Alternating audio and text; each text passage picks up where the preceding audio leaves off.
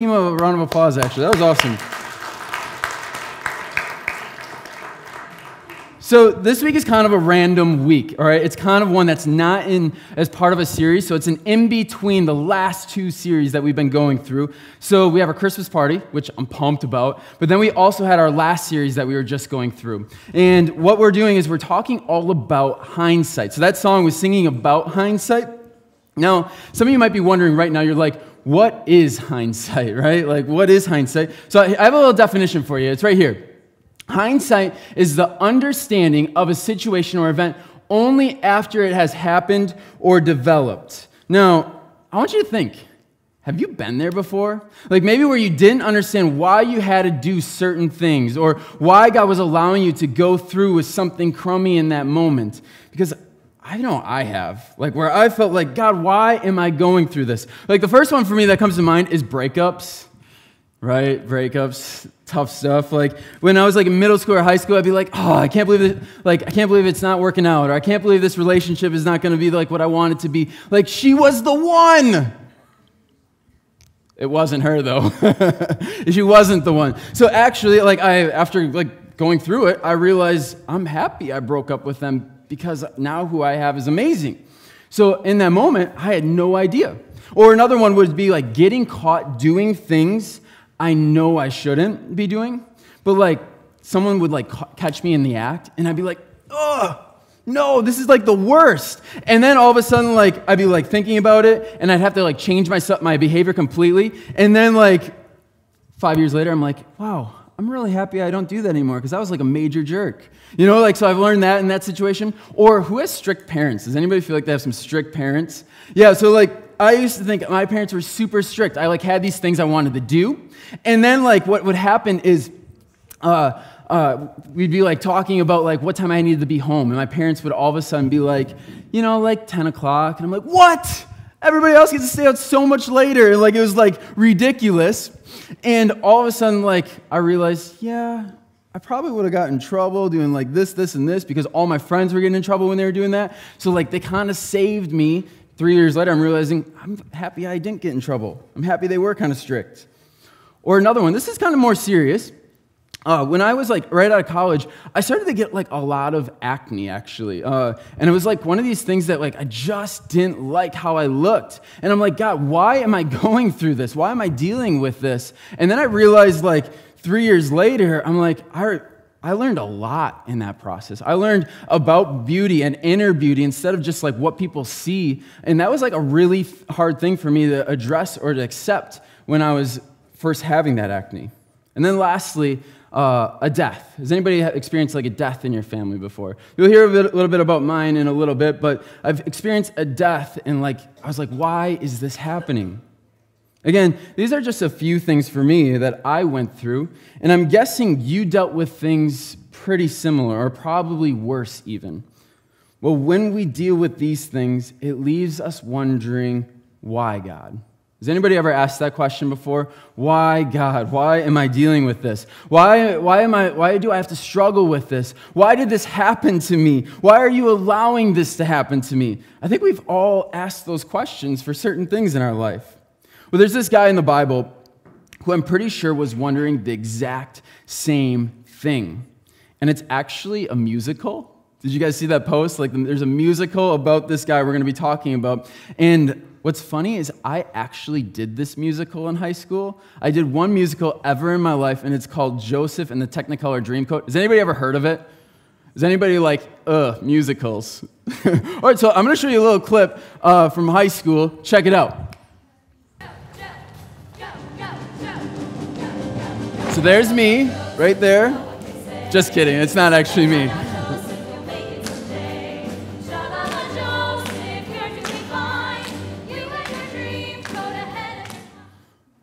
That wasn't actually me. It kind of looked like me, though, a little bit, right? But I actually did this musical in high school. So I realized I'm not really totally into musicals, especially I had one little solo line, because I was a brother in the musical. And you're going to hear a bit about the brothers in this story. But I was a brother, and I had one line, and it was, wee wee. That was it. That was my one line, and I missed it at one of the shows. I missed my one line. Ridiculous, right? But anyways, this story is so rich that they actually made it into a musical. And it's from the Bible. It starts with this guy named Joseph. Joseph, he was a young man and had a lot of brothers. Yet, he was the favorite. Is anybody else the favorite of their parents? Oh, yeah. I love it like when siblings are around, yeah. He was the favorite. Like, he was his dad's favorite. So what happens is his dad gives him this colorful coat. Now, maybe it doesn't look like that, but maybe it just had some colors. And Joseph gets this colorful coat. And you know what happens with the brothers, of course? They're angry. They're like, this is ridiculous. He should not be getting this sweet coat. So then they decide, we got to do something about this. But to make matters even worse, Joseph does this. He's known as a dreamer. And not like a dreamer like, I can't wait to have like a really sweet house, all this money, all these like sweet things, and be like an NBA player, blah, blah, blah, blah, blah. Not that type of dreamer. He was a dreamer as in he would like dream about things, and then they would come true. So it was like kind of a cool thing. But he would talk about his dreams a lot. So he went to his brothers one day, and he's like, hey, I dreamt about you guys. And guess what? You bowed down to me. Do you think they like that? They hated that. They're like, we need to get rid of Joseph. So they decide that they're going to sell Joseph into slavery. They sell him into slavery, they beat him up, and then they like sell him off. They take his coat, they put some blood on it, and then they give it to their father, and their father freaks. So Joseph is in slavery. He gets sold to this owner. His name's Potiphar. And this owner has a business, and he like is running this business. And he really likes Joseph, actually. He's like, Joseph does really good work. He works hard. He does his best. I can trust him. So what happens is he's like, Joseph, you got things for the day? I'm just going to take off. Well, all of a sudden, this owner's wife does one of these. Joseph. You know, maybe it doesn't look like this, but she leans over. Joseph, come to bed with me. And like waves at him. Joseph decides, he's like, what do I do here, right? What do I do in this situation? He says, I can't, like, I'm an honorable man. This isn't what God would want from me. So what happens is he says no. Well, she gets angry. She gets really upset, and she decides that she's going to tell her husband, Joseph tried to get with her. So her husband gets home, and hey, Joseph decided he was trying to do things to me that were just bad, and all of a sudden, this owner or this guy gets so angry, he throws Joseph into prison. He gets put in the prison, and all of a sudden, he's stuck there.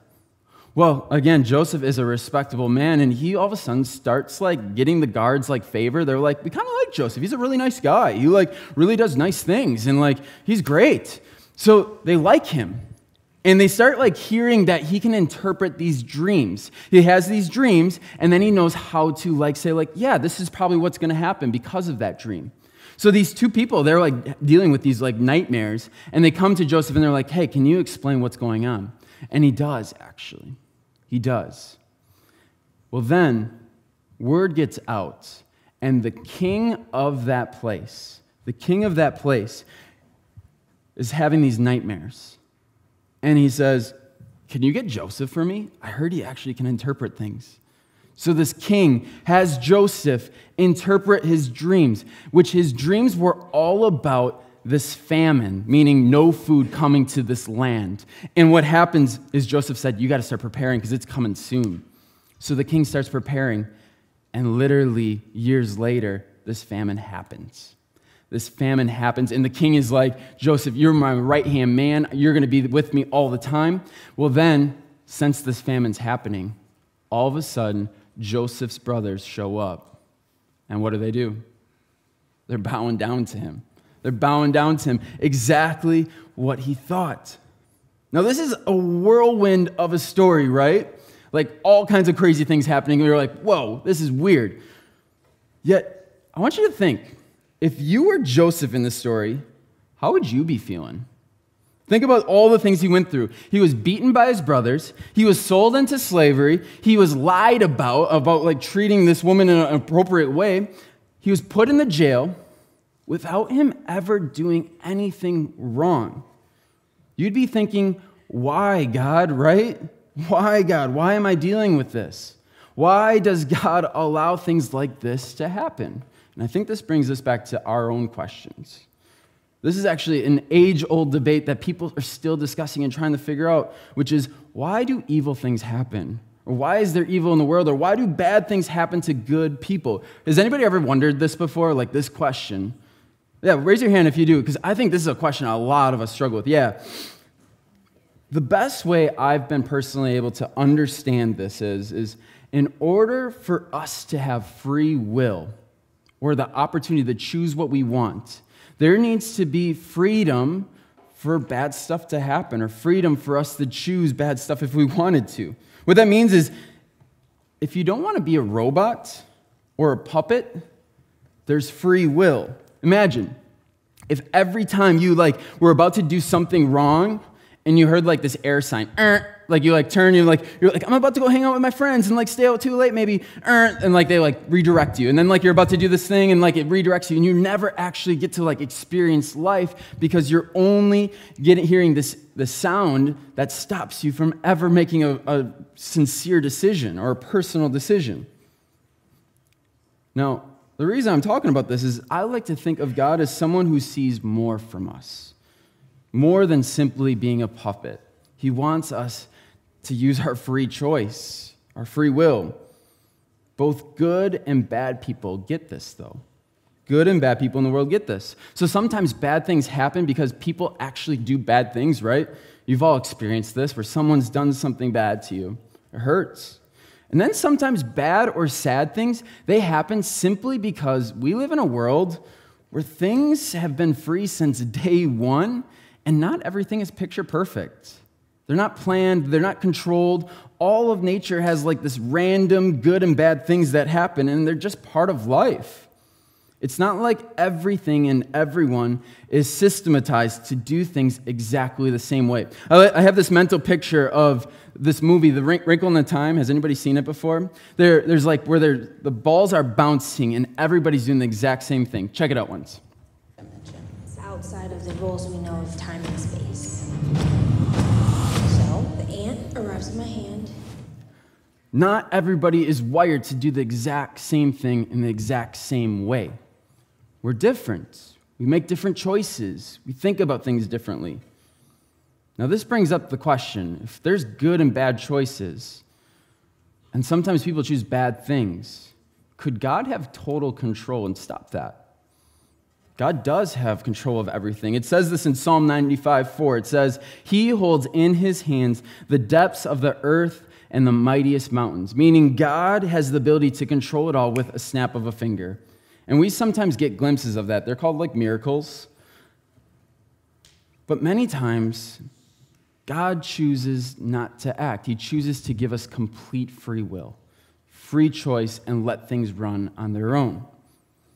Now, knowing all of this, we know God gives us free will, and we maybe get why. But some of us know that there's consequences to having so much freedom. Now, you might be like, Aaron, oh my gosh, I love freedom. Anybody all about freedom? Yeah, all right, imagine, if you had all the freedom in the world, you'd be watching Netflix all day. Who would that be? Who would be watching Netflix all day? Or Hulu? Or whatever thing on the internet? YouTube? Really? All right. Who would be video games all day long? I'm not doing anything else besides that. Or I'm going to eat a mountain of chocolate. Would anybody be into that? That's all me. Or chips. Who's more of the salty person? I'm all about chips. Yeah, I'm just going to eat. Or maybe you're on the complete opposite side of the spectrum. Maybe you're I'm going to work out until my body breaks. I just want it to break down. I am going to keep doing the sport until everything gives way. Or again, total freedom, free will. Maybe you just choose to disagree with your parents every time they tell you to do something. You're nope, sorry, nope. Or maybe you only do things to make your life better because you're only focusing on what you want. Well, these are all decisions that we make whether we try to make them or not. Because sometimes we have that freedom. And in reality, we actually do have that freedom even now to make those decisions. And a lot of times they lead to mistakes. And they many times have consequences, meaning you lose your fitness. You run out of money because you spent it all on whatever you saw. Or you have a really bad relationship with your parents. Or your body suffers because you worked out so hard. Or your health just declines because you ate way too much chocolate. Like 10 pounds of chocolate is just too much in one day. Or other people around you, they don't get support because you're only caring about yourself. Now, these are consequences, whether indirectly or not. And they're actually the reason we kind of have some evil, sickness, hurt, inequality, and a lot of other pain in the world. So God actually decided to help us combat this. He decided to give us direction on how to live, how to make things right, and how we can help others live their best life for God and for the good of the world. So we actually have a collection of what God has taught his people over the years. It's called the Bible or the Old Testament. And then all of a sudden we have Jesus. Jesus comes and he teaches people directly. He says, you should do this with your life, or you should live this way, or you should make sure you avoid this. And that's our New Testament. That's part of the Bible as well. These teachings help us deal with and avoid some of the tough, evil, crummy things in life that are actually avoidable. So God has given us his teachings to help us make good choices. He also is a God that says, even though you don't make the choice I want you to, I'll still take you back. I'll still forgive you and start putting you on the right direction. In 1 John 1:9, it says this, but if we confess our sins to him, he is faithful and just to forgive us of our sins and to cleanse us from all our mess-ups. Did you hear that? If we confess our mistakes to him, he's just to just forgive us. To me, that's what makes Jesus so powerful, actually, and worth following with your life. Think about it once. I talked about he's created us. He's given us the free will to choose and do whatever we want. Cool. He guides us how to live a life that experiences less pain and suffering. And then when we don't follow what he wants us to do, he forgives us and helps us move forward still. Which leads to the last thing I want to talk about. God can use anything we mess up with, get forced into, or that just happens to be crummy luck on our part that's from nothing we did at all. If we go back to our story of Joseph, think about Joseph once. He became like the king of that time, or the right-hand person of the king of that time. And he's the person that actually saves a nation. I want you to think, if you remember the story, do you think he was expecting that when he got beat up, sold into slavery, put in the jail, that he was going to be like able to do those things? Not a chance, right? Do you think in the moment when he was suffering or going through those things that it was easy for him to get through it? No. But after it's all said and done, his hindsight says that God can be trusted. He stayed on course of doing what God wanted for his life, and God used his crummy situation that was just random luck for something amazing. How about you? How about you? For me, when I look to my hindsight, there's been ways God's gotten me through some tough things, but also he's brought me to where I'm at today. One significant time, I mentioned I'm going to talk about a death, and you maybe have heard me say this before. My grandpa passed away when I was like in high school, and it was really tough on me. Like, I know some of you have lost parents, I know some of you have dealt like some more severe things even, but I was pretty close to my grandpa. And I don't know what you're going through. You might be going through something way more intense than I did. But I was really upset with God. My grandpa was dealing with cancer, and I was upset. And I don't even know if I'd call myself a Christian at that point. I was at a spot where I was like, I don't want anything to do with you, God. I can't believe you're doing this. And I was blaming it all on God, all on whatever my grandpa was going through. And in reality, it wasn't God that was doing this to my grandpa. It was just dumb luck. But I still kept thinking about that. God, I can't believe this is happening. So all of a sudden, I'm seeing my grandma, who is losing her husband. She's going to be by herself. She's by herself, and she's dealing with this with my grandpa, and she's still praying. She's still going to God. She's still like connecting with him and saying like, God's what's my support. He's the one that actually like helps me out in the situation. And like, I'm like, what? And this keeps going. My grandpa passed away, and my grandma's like still faithful to God. And I was like, why? This seems so weird to me. Why? Well, she stayed on course with following God, and by seeing how she acted in that situation, I decided to continue following God.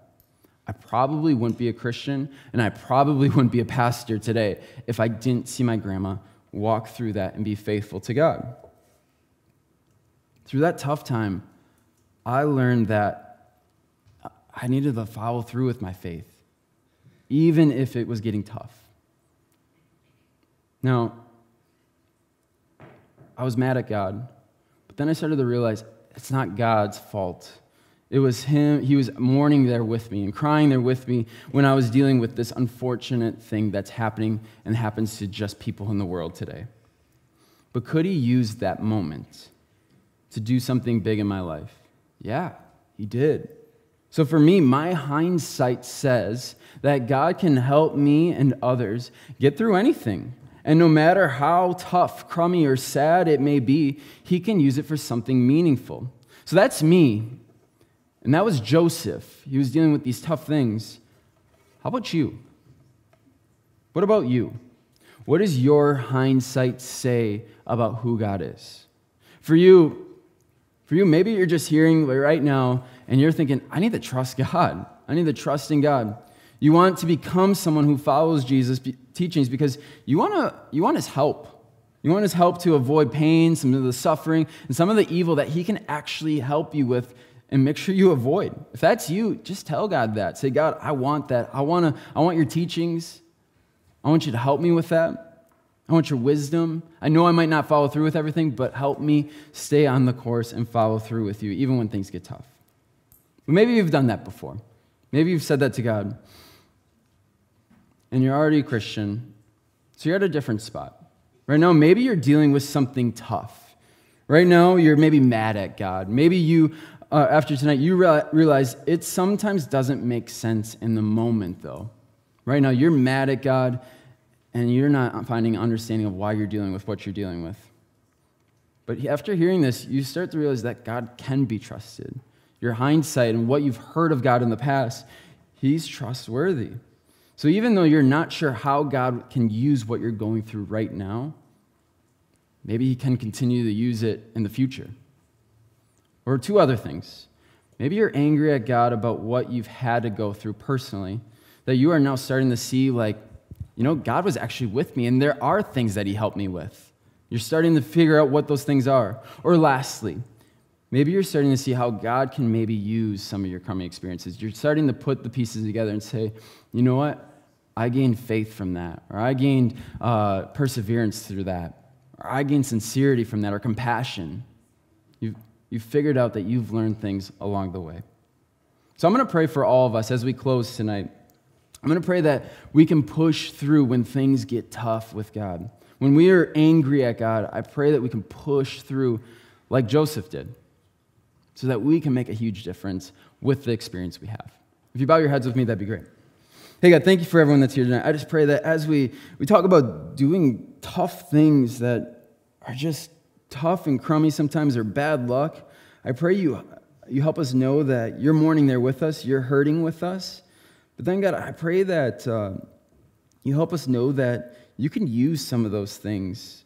You can use some of those things to bring us closer to you, to help others in that process. And I pray that you help us stay on the course and know that our hindsight says we can trust in you. In your name we pray. Amen.